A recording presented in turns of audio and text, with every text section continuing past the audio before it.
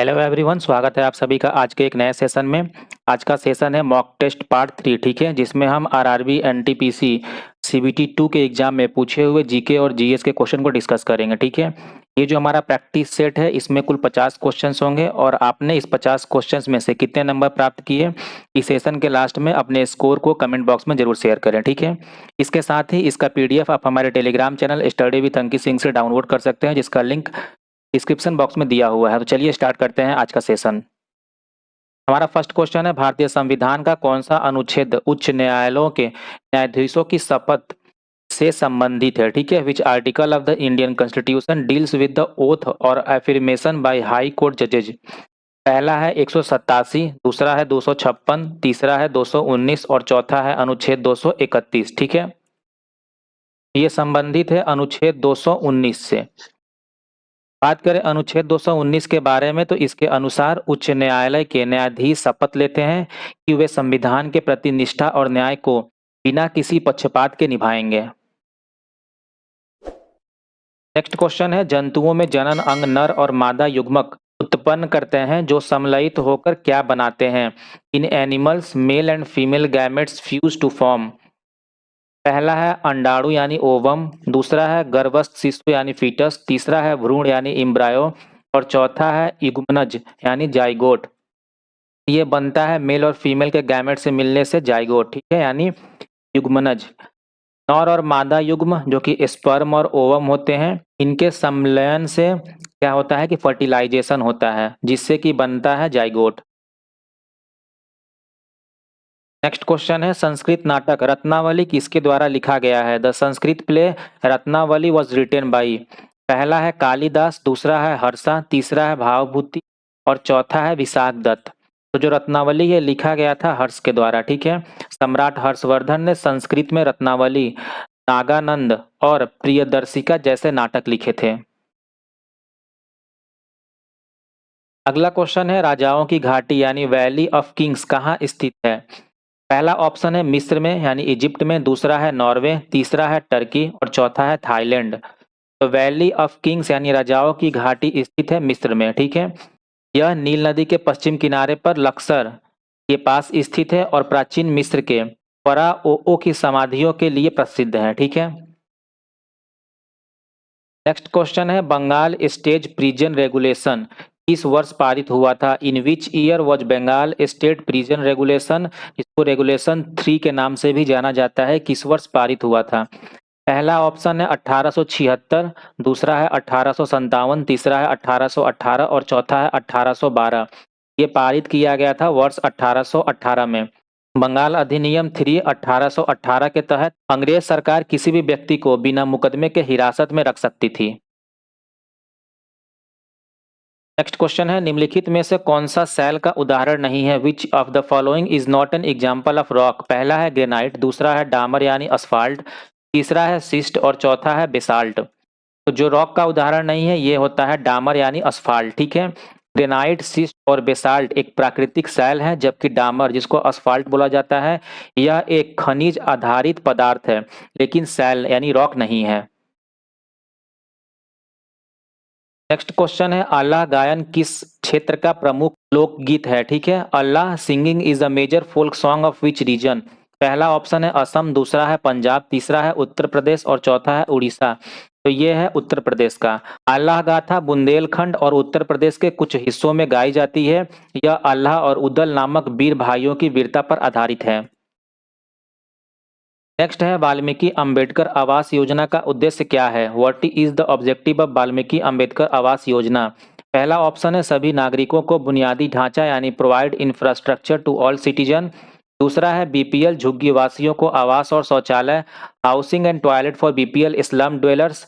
तीसरा है बीपीएल झुग्गी वासियों को खाद्यान्न यानी food grain for BPL slum dwellers और चौथा है बीपीएल झुग्गी वासियों को वित्तीय सहायता यानी financial aid for BPL slum dwellers. Valmiki Ambedkar Awas Yojana ये संबंधित है गरीबी रेखा से नीचे रहने वाले झुग्गी झोपड़ियों में रहने वाले के लिए आवास और शौचालय की सुविधा प्रदान करना था, ठीक है। यह योजना केंद्र सरकार द्वारा 2001 में शुरू की गई थी ताकि शहरी गरीबों को बेहतर आवास और स्वच्छता सुविधा मिल सके। नेक्स्ट क्वेश्चन है अकबरनामा कितनी किताबों में विभाजित है? Akbarnama is divided into how many volumes? पहला है 3 किताब, दूसरा है 4 किताब और तीसरा है 2 किताब और चौथा है 5 किताब। जो अकबरनामा था वो 3 किताबों में विभाजित की गई थी। अबुल फजल द्वारा लिखित अकबरनामा 3 भागों में विभाजित है। पहला भाग अकबर के पूर्वजों के बारे में है, दूसरा अकबर के शासनकाल का विवरण और तीसरा हिस्सा आईने अकबरी के नाम से जाना जाता है। नेक्स्ट क्वेश्चन है निम्नलिखित में से कौन सी झील लवणीय है? ठीक है, which of the following lake is saline? पहला है पुलिकट झील, दूसरा है डल झील, तीसरा है लोकटक झील और चौथा है वुलर झील। तो ये है पुलिकट झील। ठीक है, पुलिकट झील आंध्र प्रदेश और तमिलनाडु की सीमा पर स्थित है। यह भारत की दूसरी सबसे बड़ी खारे पानी का झील है। अगला क्वेश्चन है निम्नलिखित में से कौन भारतीय सशस्त्र बलों का सर्वोच्च कमांडर है? Who is the supreme commander of the Indian armed forces? पहला ऑप्शन है प्राइम मिनिस्टर, दूसरा है राष्ट्रपति, तीसरा है रक्षा मंत्री और चौथा है लोकसभा अध्यक्ष। तो ये होता है हमारा राष्ट्रपति। ठीक है, भारतीय संविधान के अनुच्छेद 53 के अनुसार भारत के राष्ट्रपति सशस्त्र बलों के सर्वोच्च कमांडर होते हैं। नेक्स्ट क्वेश्चन है निम्नलिखित में से कौन सा जीवित जीवाश्म वृक्ष का उदाहरण है? Which of the following is an example of living fossil tree? पहला ऑप्शन है गिंगगो बाइलोबा, दूसरा है फ्यूनेरिया, तीसरा है सिल्वर ओक और चौथा है ड्रायोपेट्रिस। ठीक है, तो ये है आपका गिंगको बाइलोबा। गिंको बाइलोबा की लिविंग फॉसिल इसलिए कहा जाता है क्योंकि यह करोड़ों सालों से बिना ज्यादा परिवर्तन के जीवित है। अगला क्वेश्चन है क्षत्रिय नृत्य शैली को 15वीं शताब्दी ईस्वी में असम में किसने पेश किया था? Who introduce the Kshatriya dance form in Assam in the 15th century AD?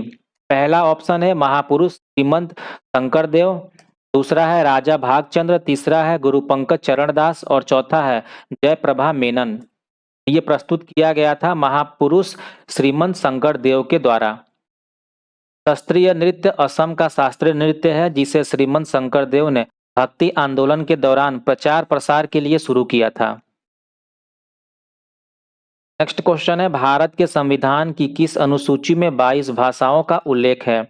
In which schedule of the Indian constitution are 22 languages mentioned? पहला है 8वीं अनुसूची, दूसरा है 4वीं अनुसूची, तीसरा है 5वीं अनुसूची और चौथा है 3री अनुसूची। जो 22 भाषाएं हैं ये मेंशन की गई है कॉन्स्टिट्यूशन में 8वीं अनुसूची में। ठीक है, संविधान की 8वीं अनुसूची में शुरुआत में 14 भाषाएं थी, वर्तमान में इनमें 22 भाषाएं शामिल हैं। नेक्स्ट क्वेश्चन है निम्नलिखित में से किस देश की समुद्र तक सीधी पहुंच नहीं है? Which of the following country does not have direct access to sea? पहला है म्यांमार, दूसरा है बांग्लादेश, तीसरा है नेपाल और चौथा है पाकिस्तान। तो आपका सही जवाब है नेपाल। ठीक है, नेपाल के पास समुद्र तक सीधी पहुंच नहीं है। नेपाल एक लैंडलॉक देश है, यानी यह चारों ओर से जमीन से घिरा हुआ है और इसकी समुद्र तक कोई सीधी पहुंच नहीं है। ठीक है, नेक्स्ट क्वेश्चन है एक्सेल वर्कशीट में संख्याओं का डिफॉल्ट अलाइनमेंट क्या है? What is the default alignment of numbers in the Excel worksheet? पहला ऑप्शन है आपका जस्टिफाई, दूसरा है सेंटर, तीसरा है राइट और चौथा है लेफ्ट। तो ये होता है राइट। ठीक है, एक्सेल में text by default left alignment और number by default right aligned होता है। ठीक है, अगला क्वेश्चन है हुली वेसा इसके तटीय क्षेत्र में एक लोकप्रिय लोक नृत्य है? Huli Vesha is a popular folk dance in the coastal region of which state?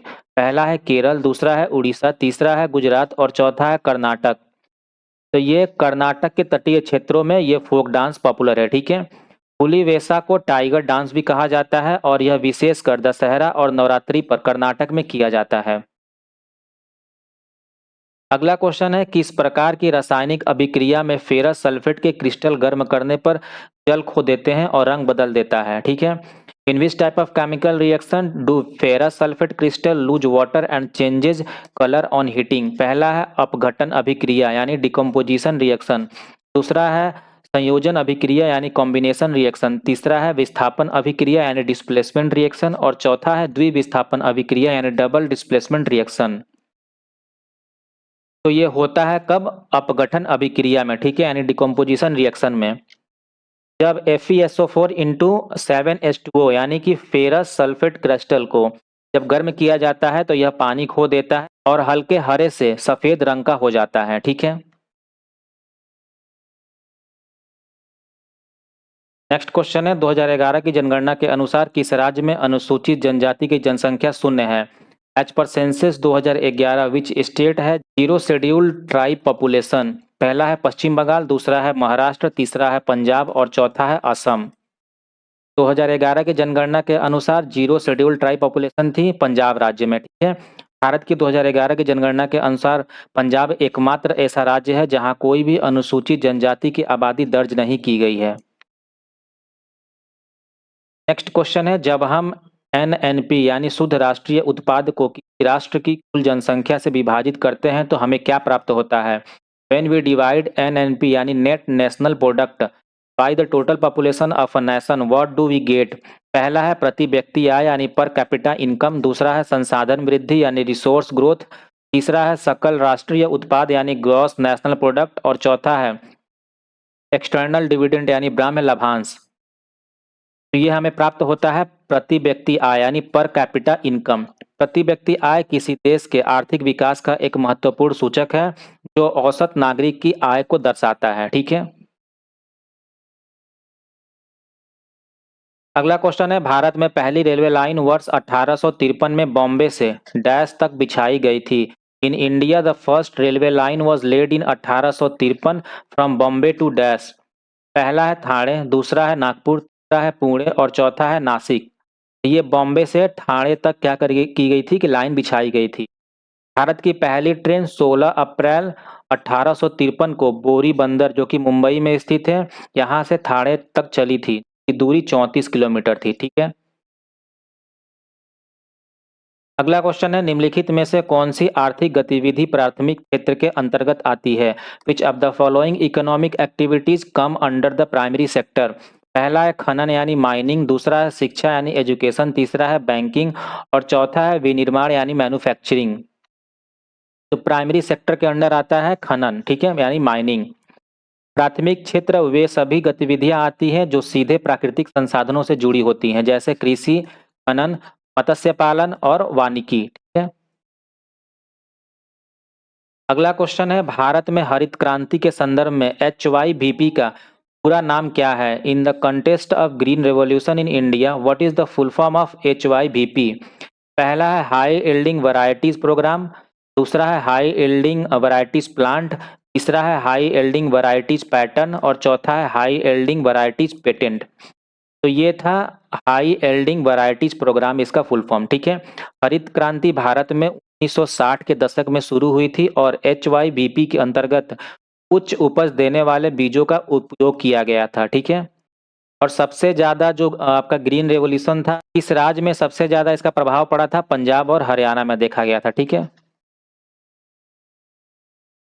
Next question है सिंधु घाटी सभ्यता का निम्नलिखित में से कौन सा स्थल पंजाब में स्थित है, ठीक है। Which of the following site of Indus valley civilisation is located in Punjab? पहला है बानावाली, दूसरा है बालू, तीसरा है कोट दीजी और चौथा है रोपड़। तो जो पंजाब जो कि भारत का पंजाब क्षेत्र है उसमें स्थित है रोपड़, ठीक है। रोपड़ जिसका अब नया नाम है रूपनगर, यह पंजाब में सतलज नदी के किनारे स्थित है और यह सिंधु घाटी सभ्यता का महत्वपूर्ण स्थल है। नेक्स्ट क्वेश्चन है प्रसिद्ध सरदार सरोवर बांध निम्नलिखित में से किस नदी पर बनाया गया है? The famous Sardar Sarovar dam is built on which river? आपके ऑप्शन है नर्मदा, सतलज, गंगा और गोदावरी। जो सरदार सरोवर डैम है ये बनाया गया है नर्मदा नदी पर, ठीक है। सरदार सरोवर बांध गुजरात में नर्मदा नदी पर स्थित है और यह भारत की सबसे बड़ी बहुउद्देशीय नदी परियोजनाओं में से एक है। नेक्स्ट क्वेश्चन है निम्नलिखित में से कौन एक ब्रिटिश सुधारक महिलाओं के अधिकारों के लिए प्रचारक और भारतीय राष्ट्रवाद का समर्थक रहा है? Who among the following was a British reform advocate for women rights and supporter of Indian nationalism? पहला है एनी बेसेंट, दूसरा है जोसेफाइन बटलर, तीसरा है फ्लोरेंस नाइटिंगेल और चौथा है विलियम विल्बरफोर्स। तो ये है आपके एनी बेसेंट, ठीक है। एनी बेसेंट थियोसॉफिकल सोसाइटी की नेता थी और उन्होंने वर्ष 1916 में होम रूल लीग की स्थापना की थी, ठीक है। अगला क्वेश्चन है, निम्नलिखित में से कौन सा बंदरगाह भारत के पश्चिमी तट पर स्थित है? Which of the following port is located on the western coast of India? पहला है इन्नौर, दूसरा है हल्दिया, तीसरा है कोच्चि और चौथा है पारादीप। तो ये है आपका कोचीन। कोचीन बंदरगाह केरल में स्थित है और यह अरब सागर का एक प्रमुख बंदरगाह है। अगला क्वेश्चन है, बाहरी झटकों के खिलाफ मुद्रा आपूर्ति को स्थिर रखने के लिए मुद्रा बाजार में मौद्रिक प्राधिकरण द्वारा हस्तक्षेप को क्या कहा जाता है? Intervention by the monetary authority in the money market to stabilise money supply against external shock is called. पहला है बाध्यकरण यानी स्टरलाइजेशन, दूसरा है आरक्षित जमा यानी रिजर्व डिपॉजिट, चौथा है काल्पनिक मांग यानी स्पेक्युलेटिव डिमांड और चौथा है वैधानिक तरलता यानी स्टैट्यूटरी लिक्विडिटी, ठीक है। तो ये है आपका बाध्यकरण यानी स्टरलाइजेशन। बाध्यकरण नीति का प्रयोग केंद्रीय बैंक विदेशी पूंजी प्रवाह और मुद्रा आपूर्ति पर नियंत्रण करने के लिए करता है। अगला क्वेश्चन है, दो व्यक्तिगत ओलंपिक पदक जीतने वाली पहली भारतीय महिला एथलीट कौन बनी? Who became the first Indian woman athlete to win two individual Olympic medals? पहला है मीराबाई चानू, दूसरा है द्युति चंद, तीसरा है पीवी सिंधु और चौथा है अंकिता रैना। तो ये है पीवी सिंधु, ठीक है। पीवी सिंधु ने 2016 रियो ओलंपिक में रजत पदक और 2020 टोक्यो ओलंपिक में कांस्य पदक जीता था।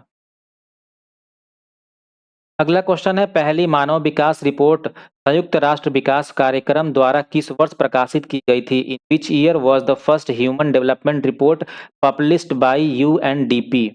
पहला ऑप्शन है वर्ष 1905 में, दूसरा है 1945 में, तीसरा है 1990 में और चौथा है 1980 में।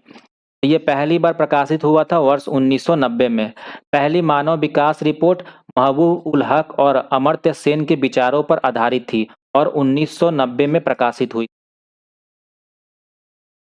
अगला क्वेश्चन है, निम्नलिखित में से कौन एक क्षेत्र में जनसंख्या परिवर्तन को प्रभावित करने वाला प्रमुख कारक नहीं है? Which of the following is not a major factor influencing population change in a region? पहला है व्यवसायिक संरचना यानी ऑक्यूपेशनल स्ट्रक्चर, दूसरा है मृत्यु दर यानी डेथ रेट, तीसरा है जन्म दर यानी बर्थ रेट और चौथा है प्रवास यानी माइग्रेशन।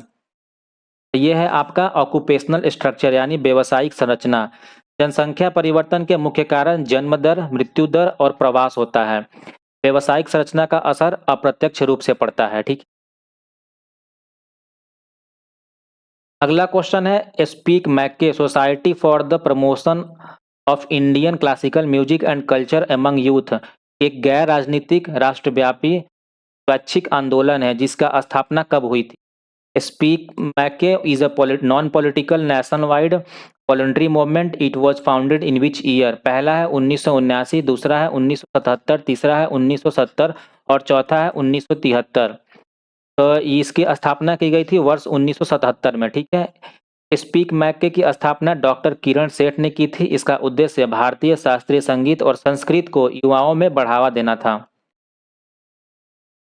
अगला क्वेश्चन है, मौर्य शासन के दौरान किस प्रांत को कर्नाटक में की खान का केंद्र माना जाता है? During the Mauryan rule which province was considered the centre of gold mining इन कर्नाटक? पहला है तोसाली, दूसरा है उज्जैनी, तीसरा है तक्षशिला और चौथा है सुवर्णगिरी। ये है आपका स्वर्णगिरी, ठीक है। स्वर्णगिरी का अर्थ होता है सोने का पर्वत और यह मौर्य काल में स्वर्ण खनन का प्रमुख केंद्र था।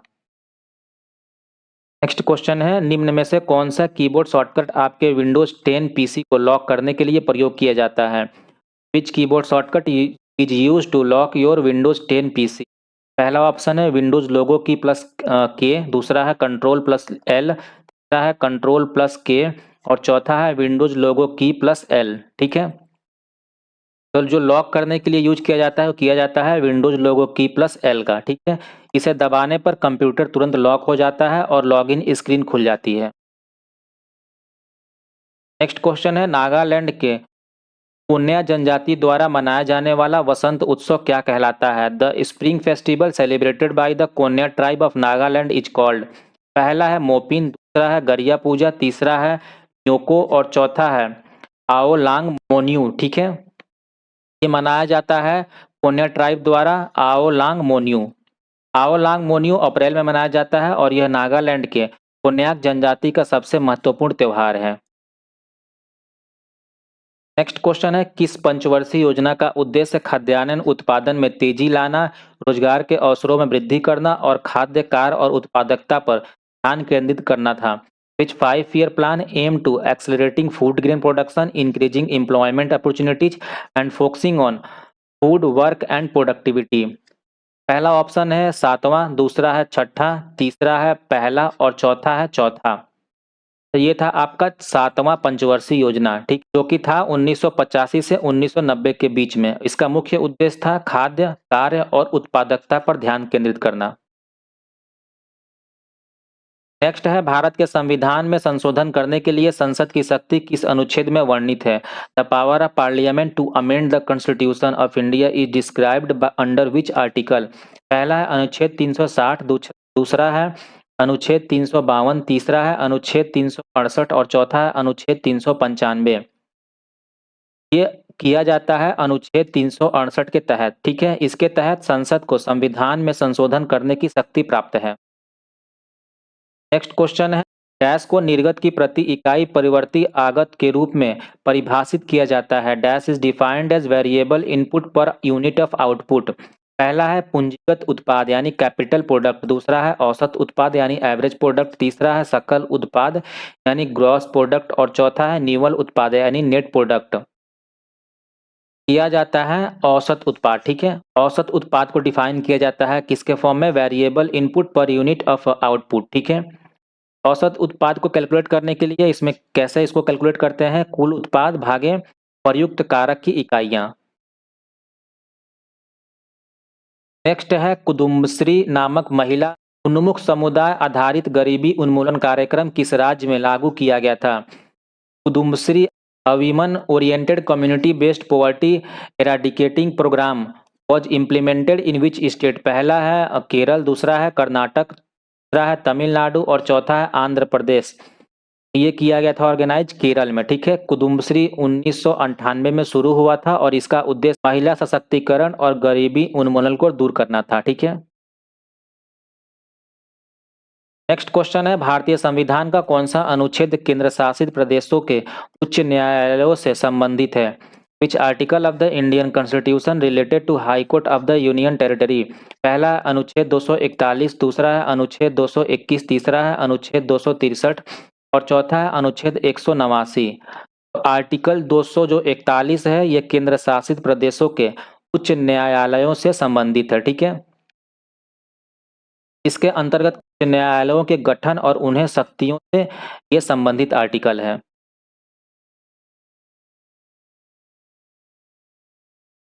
नेक्स्ट है, उस्ताद मोही बहाउद्दीन डांगर निम्नलिखित में से किस वाद्य यंत्र से संबंध प्रसिद्ध संगीतकार हैं?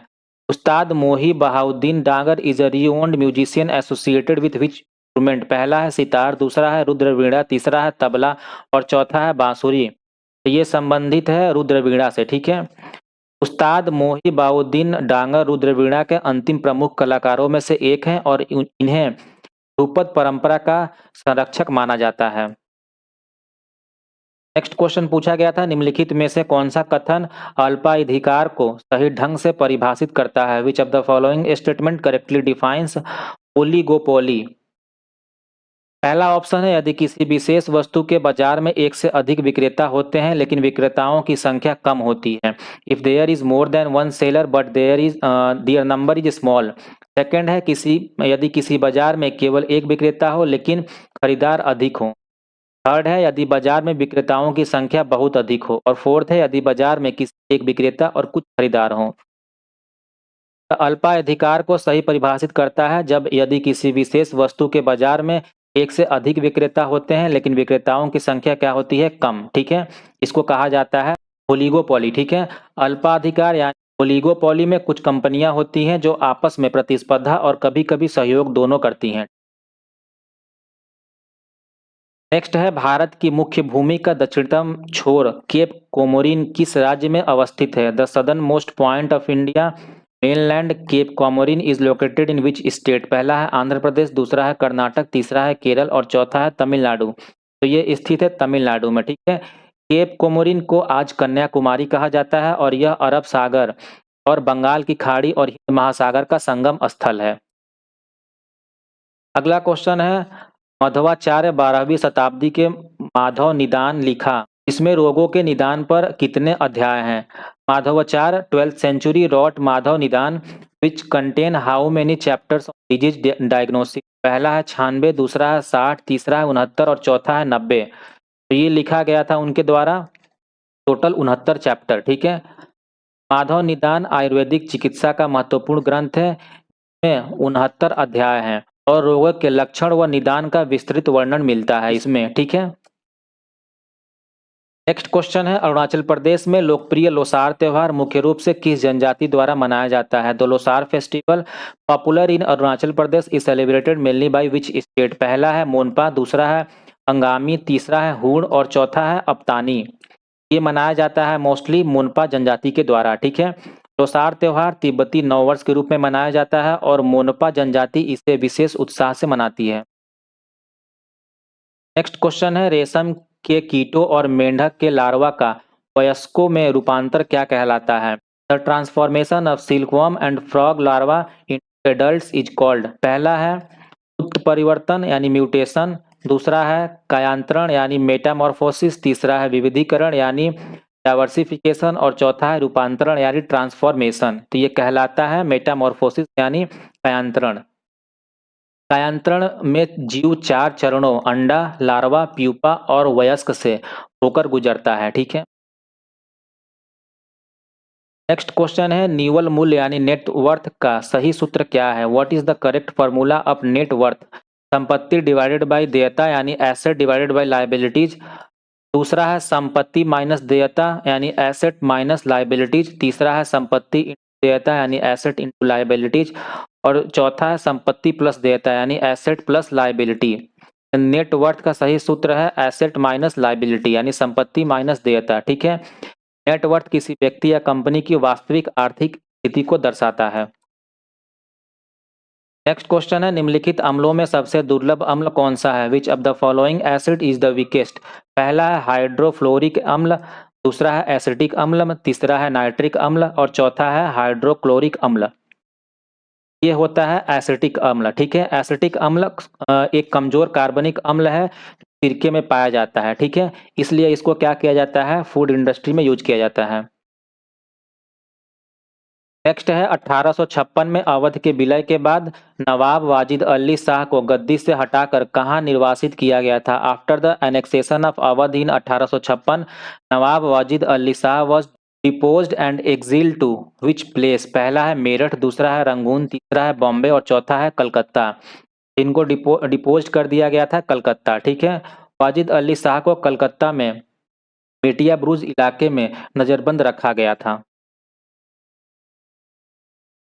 आखिरी क्वेश्चन है, जब अर्थव्यवस्था में मुद्रास्फीति और बेरोजगारी दोनों उच्च स्तर पर हों तो इस स्थिति को क्या कहते हैं? When both inflation and unemployment are high in an economy, what is the situation called? पहला है मुद्रास्फीति जनित मंदी यानी स्टैगफ्लेशन, दूसरा है मुद्रास्फीति प्रीमियम इन्फ्लेशन प्रीमियम और तीसरा है मुद्रास्फीति अंतराल यानी इन्फ्लेशन गैप और चौथा है संस्फीति यानी डिफ्लेशन।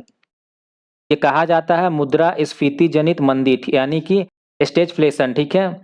यह शब्द 1970 के दशक में अमेरिकी अर्थव्यवस्था की स्थिति को दर्शाने के लिए प्रयोग किया गया था, ठीक है। तो ये था आज का हमारा 50 क्वेश्चन का प्रैक्टिस सेट और आपने इस प्रैक्टिस सेट में कितने नंबर प्राप्त किए कमेंट बॉक्स में जरूर शेयर करें। इसके साथ ही अगर आप चैनल पर नए हैं तो प्लीज़ इस चैनल को सब्सक्राइब कर लें और वीडियो को लाइक कर दें ताकि जितने भी अपकमिंग अपडेट्स और जितने भी प्रैक्टिस सेट चैनल पर आते रहें सभी आपको आसानी से प्राप्त हो सके। और इस सेशन को अपने दोस्तों के साथ भी जरूर शेयर करें। चलिए कल मिलते हैं एक नए प्रैक्टिस सेट के साथ, तब तक के लिए टेक केयर, बाय बाय।